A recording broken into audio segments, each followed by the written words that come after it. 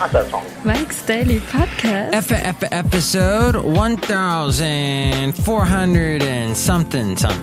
It's been a lot of shows. Oh my gosh, we're at 1450. 1450. Dang. 1450. I used to work. Wow, this is so amazing. I used to work in a radio station, or for a radio station that had that frequency. Mike's Daily Podcast. AM 1450. How bizarre. And I was going to talk about someone that used to work on that station today. Mike's Daily Podcast. All right, maybe I'm the only one that found that interesting, but let me tell you that it's a blessing that I am talking to you via the internet waves. Wait, what do we call these things that come to you, that bring you the internet? Rays? Mike's Daily Podcast. Internet rays. At any rate, it's data packets that are being fed to you to listen to this Mike's wonderful program. Daily It's one and only Podcast. Mike's Daily Podcast today. Yeah! And today we're in Podcaster Valentino, the last place on earth, cafe anyway. My name is Mike Matthews. We bring this show to you just about every day. I am going to bring you a segment called A Fine Article. Look at Wyatt! Hello, Mike and Master. It's Madame Rootabega. Happy Sunday and Oktoberfest. Ooh! Yeah, today is the first day of October, which technically does not mean Oktoberfest. The Germans celebrate Oktoberfest in September. Look who else walked in. Hello there, Mike. This is Valentino, the parking attendant. And this is Bison Bentley. Do you know that? Mike, we really enjoy being here because on the East Coast, And here's today's podcast picture. well, that's far away there. Yeah, East Coast. Do you know that? That's true. The point of that was, I guess you can draw your own conclusions. The podcast picture today is of my mom's pool. Why do I have a picture of my mom's pool? Because that's where I spent most of my vacation a couple weeks ago in Daytona Beach. And that pool has survived many, many hurricanes. And it survived the recent Irma hurricane. And I just wanted to show you a picture of it. So I hope you like it. MikesDailyPodcast.com.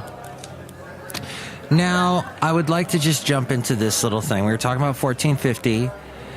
It was called The Boomer. It was also called KVEN. And as I worked, I didn't work actually for that station, although some of the commercials I produced got played on that station. I actually worked for its sister station called KHEY, the country station. Perhaps you heard me on that station years ago. Perhaps not. But that's where the Santa Fe Cafe came from, was KHEY. And a certain guy by the name of Barry Turnbull used to compliment me constantly about how I did the Santa Fe Cafe. He would tune in. He liked country music. He loved oldies. And when KVEN turned from a news talk station to an oldies station, he was over the moon. And that is where I got to know Barry over quite a few years. I knew him at least over a decade. Worked with him for over a decade. He worked as a sports announcer, commentator, and a talk show host. Talked sports with local sports celebrities or coaches, high school coaches in the area in Ventura County. And he'd have them on this show that he'd do about, I think, 5 o'clock in the afternoon, weekdays. And I would be in the room next door, in the studio next door, working on commercials. So we would meet in the hall and talk, and he would talk about sports, and he knew I didn't know a thing about sports, and instead he would shift his conversation to music, because he loved music, and he was actually related to some of the Beach Boys. So he had some stories about that. He loved Disneyland. He turned me on to some websites that had to do with Disneyland, that, you know, some of the forgotten lore of Disneyland. He worked there, as a matter of fact, for a while. Barry passed away just a few weeks ago, and I was so shocked to hear about that. And saddened. He had just talked to me on Facebook. He had I think I'd wished him a happy birthday, and he commented below, hey, remember when we used to work right next door to each other? So that was another era that came a few years after that sports show took place and KVN turned into a oldie station. Barry would do these hourly and half-hourly news reports.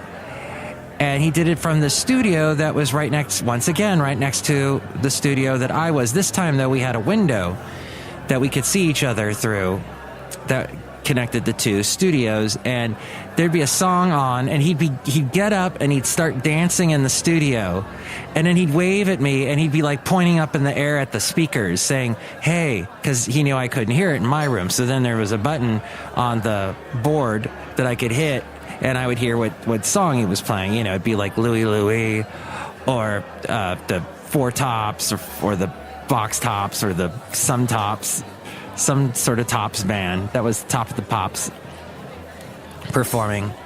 And he'd be dancing to it. Beach Boys, of course, because he was related to them.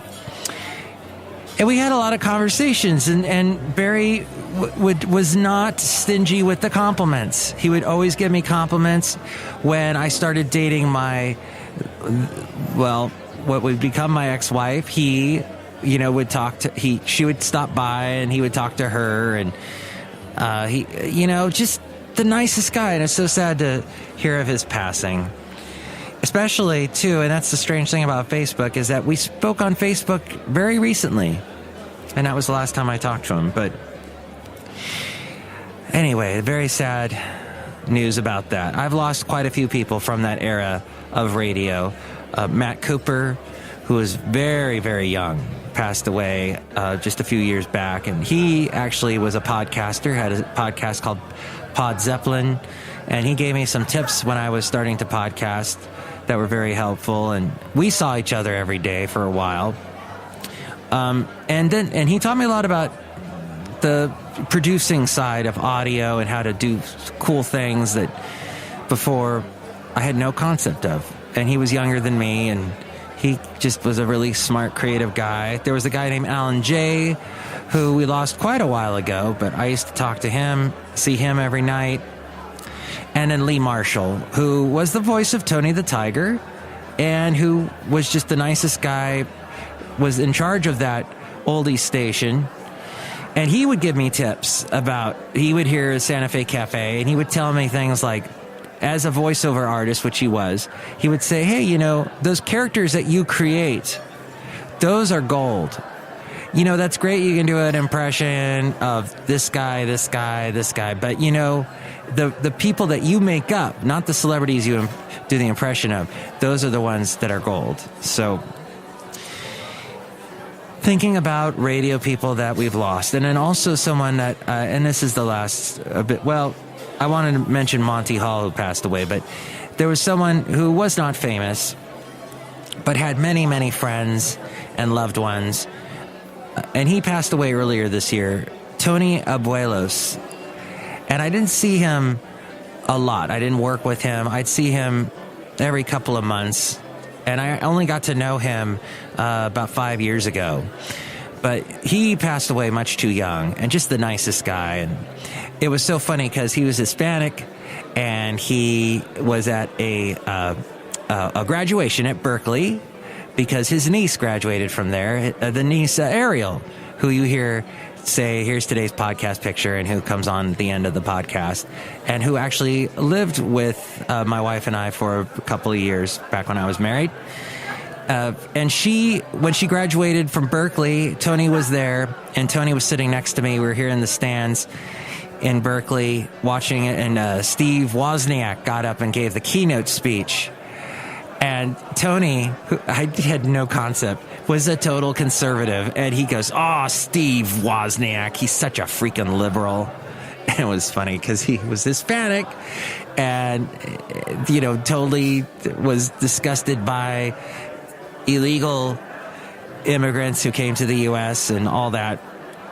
So anyway, wanted to remember those people today on this Sunday show. But also Monty Hall, who I grew up with, because as a kid, my parents would watch that show, Let's Make a Deal.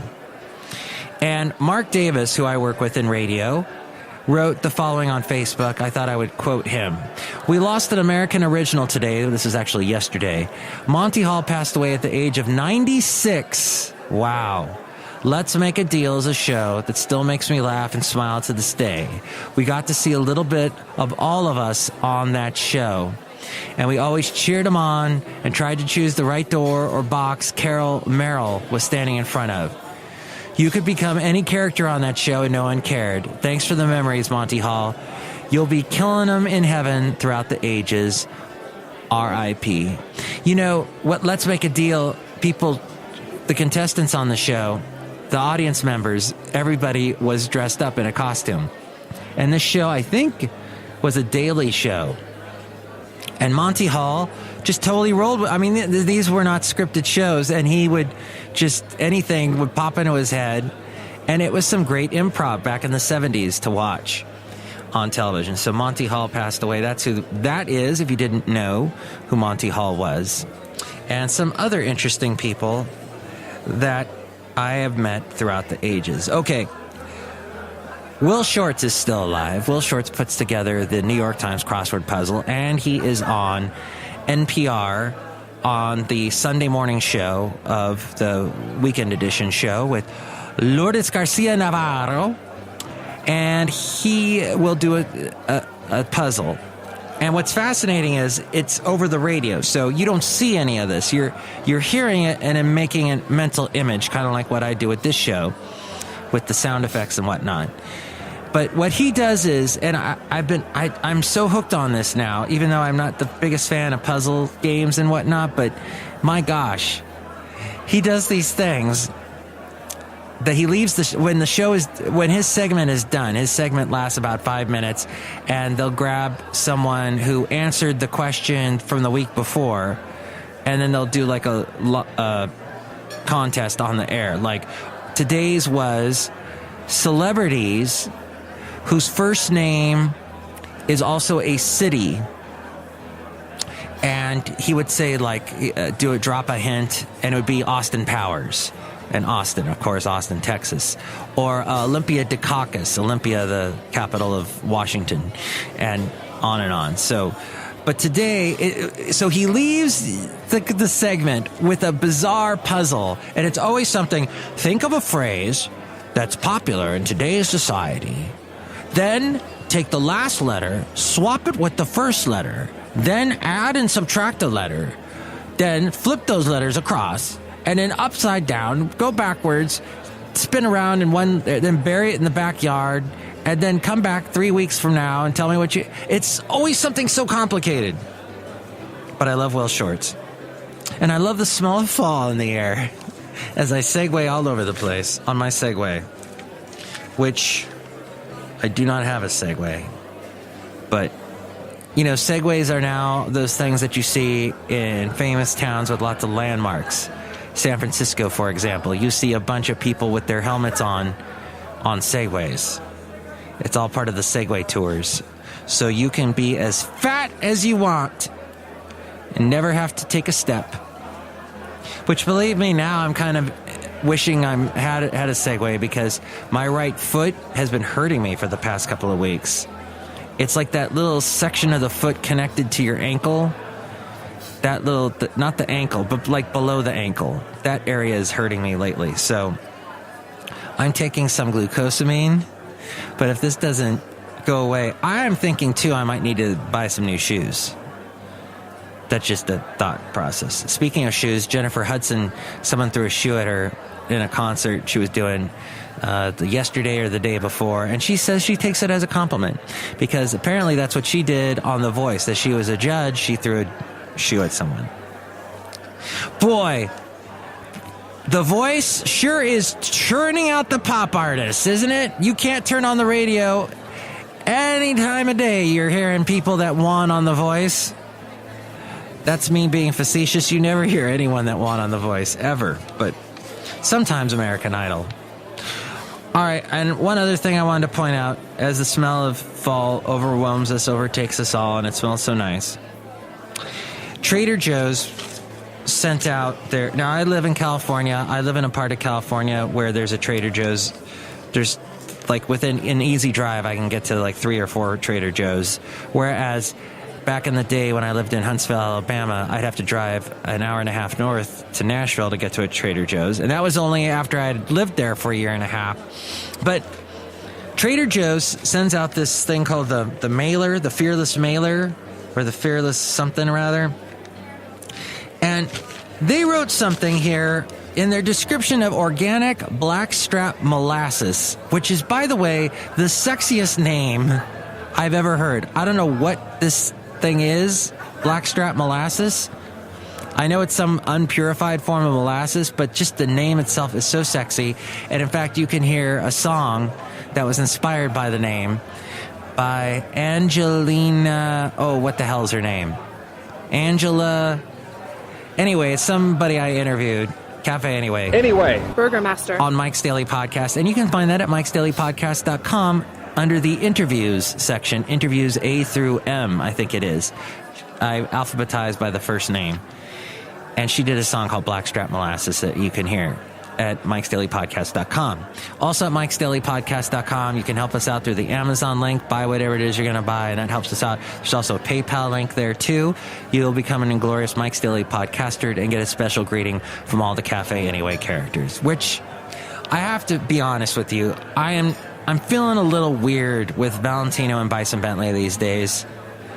I know that Valentino and Bison Bentley, if I may paint a picture for you, they are very conservative. And they like Trump, but they really wanted Chris Christie to win. That's the basic character, a broad stroke of what these two characters are about. But after that, I can't think of anything else that would pertain to Valentino and Bison Bentley. I'm struggling. I know they're from the East Coast. As they mentioned earlier, they were happy they were not on the East Coast, which I was just on the East Coast, and I found it quite nice. So I don't know why they're having these feelings of anti-East Coastness. But that's it. So if you have any suggestions for the character development of Valentino and Bison Bentley, please let me know. Mike'sDailyPodcast@gmail.com is where you can email me, or you can call me at 336-MM-DAILY. That's 336-MM-DAILY. But back to this Trader Joe's description of organic blackstrap molasses. We are known, it says, as a limited SKU grocery store, SKU. And it says SKU is industry shorthand for stock keeping unit, which is longhand for product. As such, we can't carry everything you'll find in a big box supermarket. We don't have the space, and that's just not who we are. So we know there will always be stuff you need that you can't find at Trader Joe's. One hope is that you come to us first for the things we do have that you love.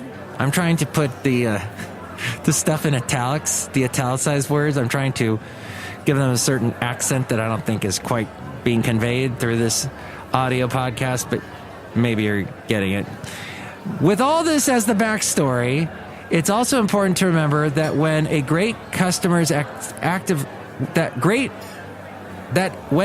many customers actively take the time to ask us to offer a particular item, we take notice. And we do that. We do what we can to make it a reality. That's an entire paragraph that doesn't even describe organic blackstrap molasses. But it does describe Trader Joe's. And actually, the next paragraph, they then begin to describe organic blackstrap molasses. But I find that fascinating. Trader Joe's is highly successful. I will go there to get my produce because getting it at Costco, I end up with crap. I just bought a whole bag of onions, and they're like, I get home, and even though they didn't feel mushy at the Costco, they're now feeling mushy at home. And I didn't drop water on them or anything, so there's no reason why they'd be mushy, and I don't live in a very moist climate. It's quite dry here in the Bay Area. Well, in the East Bay anyway. And I like the produce at Trader Joe's. Like, the apples are always good. I never get a bad apple.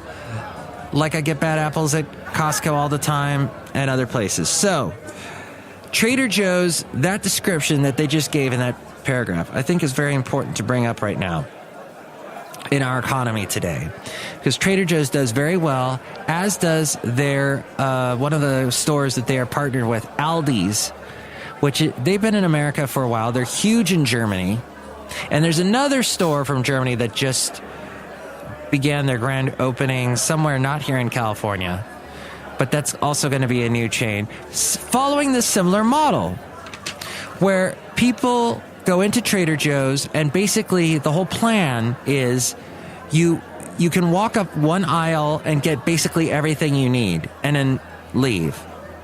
I have very seldom had a bad experience. The last bad experience I had at Trader Joe's was I went in there, the one in Fremont, and there was a guy walking around and seemed to always be walking near me, and the dude has probably never ever taken a bath. Oh my God, he stunk to high heaven. Oh, it was bad, that smell. I wanted to direct him to the Trader Joe's soap aisle, which actually, that aisle makes no sense to me, because why would you buy their stuff? Oh, because it's environmentally friendly, I guess. But what's it, Tom's of Maine? That stuff, I used to use that as deodorant, and I stunk to high heaven. Does not work very well. At any rate, that was what I wanted to bring up. Trader Joe's, it's a thing that's growing and growing, and they're growing all across the nation. Interestingly enough, Daytona Beach has a Trader Joe's warehouse, but they don't have a Trader Joe's store. So you can't buy anything from Trader Joe's, because that stuff in the warehouse is going to Trader Joe's stores elsewhere in Florida. But I bring up Daytona Beach because, well, the podcast picture was the pool. And I forgot to mention when I've been talking about Daytona Beach, and I was there right after Irma, that it tore off a lot of leaves, and what leaves were left were brown. It thrashed. It caused a lot of plant death, I guess you could say, as well as bug death. I noticed not a lot of bugs while I was there. Usually when I'm in Florida, lots of bugs all over the place. But not to say that Florida was brown overall. There was still a lot of greenery. But I heard also a thing on the Weekend Edition show this morning that Puerto Rico is now very brown after Maria blew through there. So, but they did say that that greenery will be back within 3 years. It will come back because it grows like crazy in Puerto Rico. It grows like crazy in Florida. And that's... Oh, one other thing. This is the last thing. Portlandia. I've been watching this lately. If you have Netflix, it's bizarre comedy, but it's like you get a little trip to Portland when you watch it. And I find Carrie Brownstein just hilarious. I will take her over Sarah Silverman any day. Her comedy, I love Carrie Brownstein. And just her smile, her laugh, her jokes. Fred Armisen, very funny too. But they did a whole thing about the theme music you hear on premium cable shows. How they all sound the same thing, slide guitar, kind of a gravelly voice singer. It all goes back to The Sopranos and True Blood, and all these shows have that same kind of edgy, backwoods sort of sound. Oh, this wasn't a premium cable show, but My Name is Earl had that same kind of soundtrack. It sounds sort of like Beck's song Loser. And I'm a loser, baby. And how so many of those shows, those premium cable shows, have that kind of music. I'm not a fan of all these shows people love, like Breaking Bad. And I've just, the HBO shows that everybody raves about, the kind of edgy Netflix shows, the edgy AMC shows, not a fan. I don't understand edgy. I don't understand why watching something edgy in any way fulfills you. This is 2017. Edgy does not mean what it meant to... When we were in high school in the 80s, some of you, edgy was, ooh, cool, wow.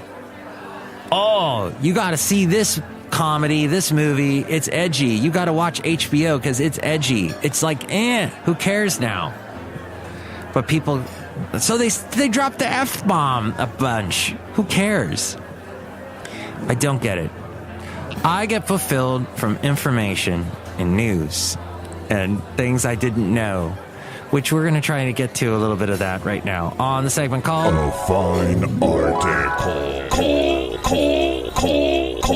Great fat article. First off, you've been hearing a lot about tax reform and Trump's idea for tax reform. Well, Charles Schumer today told House Speaker Paul Ryan to get real on tax reform following the Republican unveiling of its plan to overhaul the tax system. Quote, GOP hashtag tax reform plan and what Speaker Ryan says about it are two different things. Says plan is for middle class, but 80% is for the wealthy. Get real, Paul, Chuck Schumer said. President Trump and congressional Republicans last week unveiled the framework for a new tax plan, which includes cutting the number of individual tax rates and lowering the corporate tax rate. Trump has billed the plan as one aimed at helping the middle class. But Ryan, during an appearance on Face the Nation, would not promise that every individual in the middle class would receive a tax cut under the new plan. Well, I don't know every single person's little small problem or issue, he said. So yes, people are going to get tax cuts. How big are those tax cuts? That depends on the individual. So when it comes to touting the successes of his first months in office, Trump often boasts about the SC in his tweets, the Supreme Court, and the contentious confirmation of Neil Gorsuch. But what a shaky conservative majority in place. The justices are poised to give a hard legal look in the coming months to the president and his party's policies in a new term that could either fuel or significantly set back the administration's political and legislative momentum. Ruth Bader Ginsburg said at an event last week with a slight smile, there's only one prediction that's entirely safe for the upcoming term, that it will be momentous.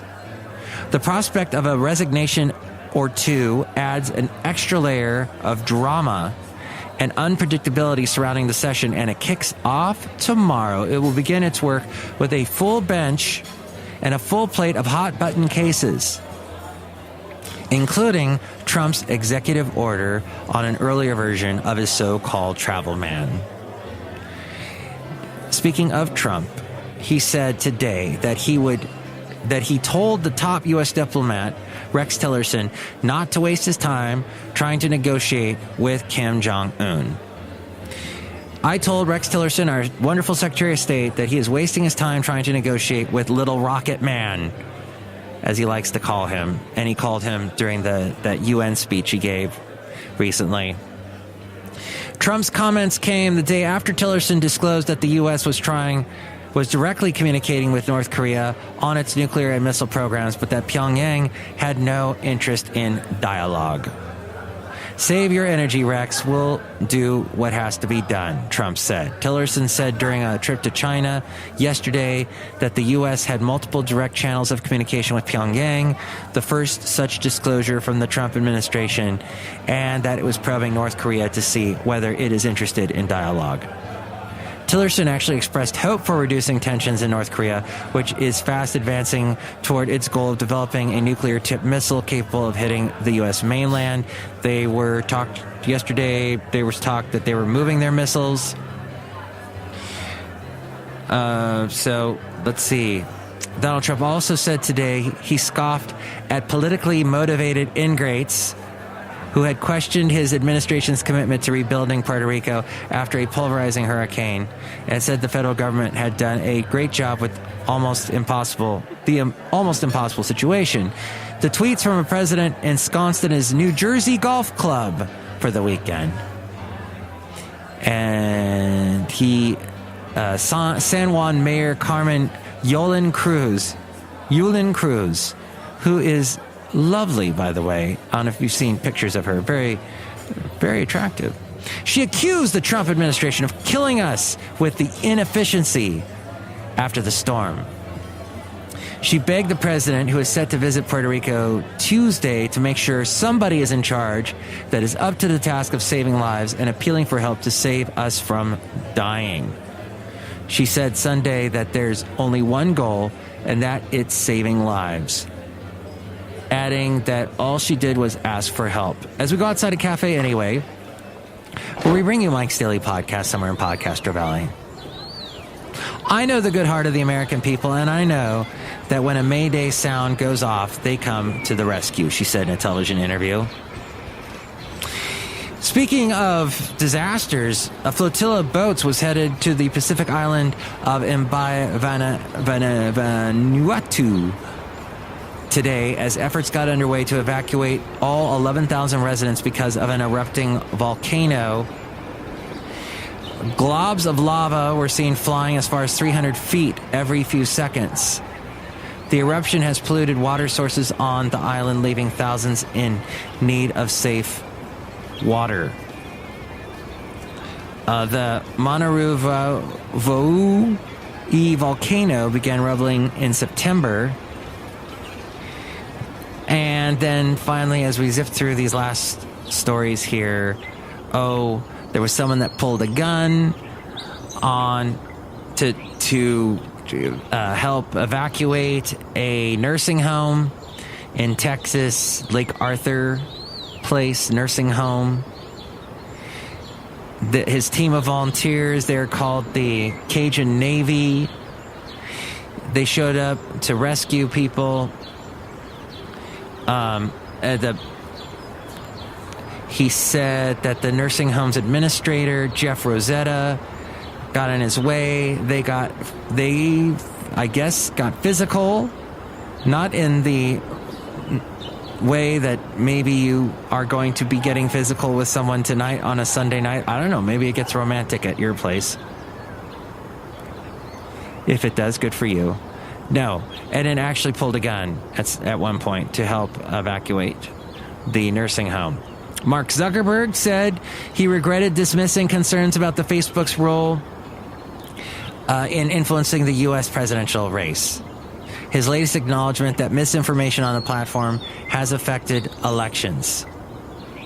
He had brushed aside charges that Facebook had an impact on the race. This was shortly after the election last year, calling it a pretty crazy idea and saying that voters make decisions based on their lived experiences. But in a post Wednesday, he directly responded to Donald Trump's tweet labeling Facebook anti-Trump. Zuckerberg expressed remorse for his earlier statements rejecting concerns about the dangers of propaganda and fake news on Facebook. He also had mentioned that then President Obama had warned him before the election that there was something going on with the Russian influence. Russian ads spread controversial views on topics such as immigration and race and promoted 470 inauthentic pages and accounts. According to Facebook's own description, the disclosure has added fuel to the findings of U.S. intelligence officials that Russia was involved in influencing Trump's race against Hillary Clinton. Leaks this week have further suggested that the ads targeted groups like Black Lives Matter in an effort to exploit racial divisions and may have focused on audiences in specific locations, including Ferguson and Baltimore, the center of major police brutality protests. And finally, smart billboards are checking you out and making judgments, according to the Tribune News Service. Smart digital billboards are going to detect the make, model, and year of oncoming vehicles and project ads tailored to the motorist, the same way that ads on the internet are tailored to you now. Roadside cameras will read license plates, and powerful computers will make snap judgments based on likely home address, age, race, and income level to pitch products or services through the billboards. These very racist billboards. Once ads flash up on roadside digital screens, the sales pitch may not stop. Any mobile phone in a passing vehicle may light up with a reinforcing message linked to that ad. And to that, I think we must all say, no! No, no, no. Do not make a snap judgment about me. If that makes a snap judgment about me and posts a picture of a guy eating Doritos, sitting on a couch, watching sports, I'll be very upset. By the way, everybody's watching sports this weekend, or a lot of people. I don't think that's a healthy lifestyle. I'm thinking it's an irony that people that are into sports and like people doing sports end up being some of the most unhealthy people on the planet. And maybe that should change. And maybe we should have an ad on a billboard about that. That what I would be okay with. And that's the end of the show. Wow. We went for about 35 minutes on this show today. I hope some of it was informative. You got to see a little bit behind the curtain of Mike into my life and what it's like being a guy that's been in radio for over 30 years. Discovered podcasting in 2009 and will continue podcasting until I'm dead. Deed, as Austin Powers said. Oh, no, wait, it was the character Mike Myers played in So I Married an Axe Murderer. That's right. By the way, someone said to me last week that I looked like Dr. Evil. And I guess I'll take that as a compliment, as Jennifer Hudson took a shoe thrown at her as a compliment. Why not?